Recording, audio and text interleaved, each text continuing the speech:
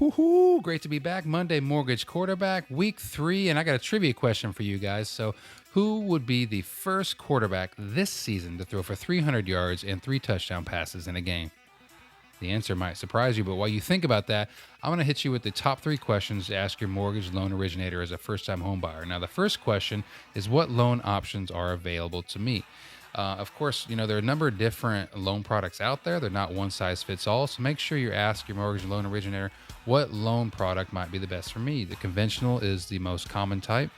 You have the USDA loan. So depending on where the location of the property is, you may qualify for this one.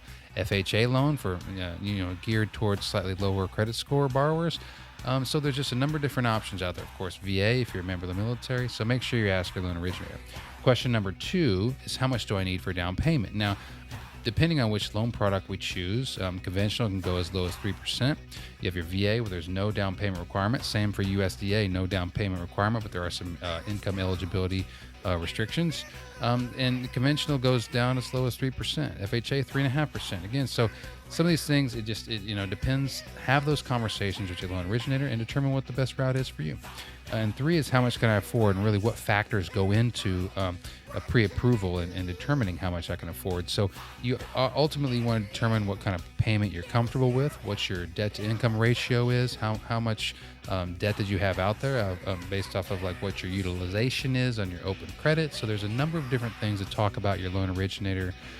Talk about these things with them so that you get more of an idea of how to proceed forward. So as we dive into week 3, now week 3 started on Thursday with the Jets hosting their divisional rival New England, and really it looked like vintage Aaron Rodgers. He threw for over 280 yards, 2 touchdowns, and that really was more than enough for the Jets, who dominated this one and come home with a victory 24-3. It was Malik Willis stealing the show in Nashville, the team that drafted and cut him.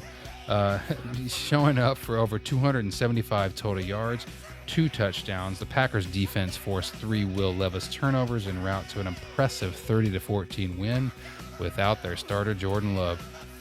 Now, one of the more surprising outcomes of the weekend took place in Minnesota, in my opinion.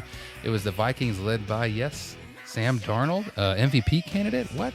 So, believe it or not, Sam Darnold threw 4 touchdown passes to 4 different receivers, and the defense held the high-powered, high-octane Houston Texans to 7 points en route to a 34-7 victory. Man, I mean, talk about just a performance that just was unexpected. A guy who really they didn't think was going to be their starting quarterback. Here he is, 4 touchdown passes. It was the Seahawks moving to 3-0 with a win over Miami. Yes, my Miami Dolphins, now with 2 injured quarterbacks. Another surprising result was the New York Giants winning at Cleveland 21-15. The Bears fell to 1-2 following a road loss in Indianapolis.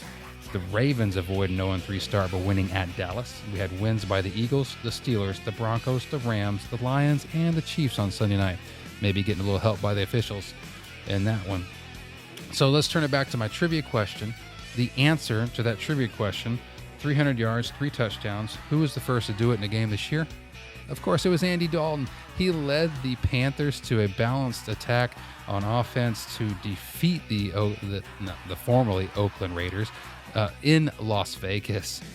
And man, it really was a dominant victory for the Panthers, who look lost so far this season. They benched Bryce Young, their top pick, from just a short year ago, and man, the Panthers get the victory. So Andy Dalton, anybody who guessed Andy Dalton, you're the winner. Thanks for taking time, guys. We'll see you on the next one.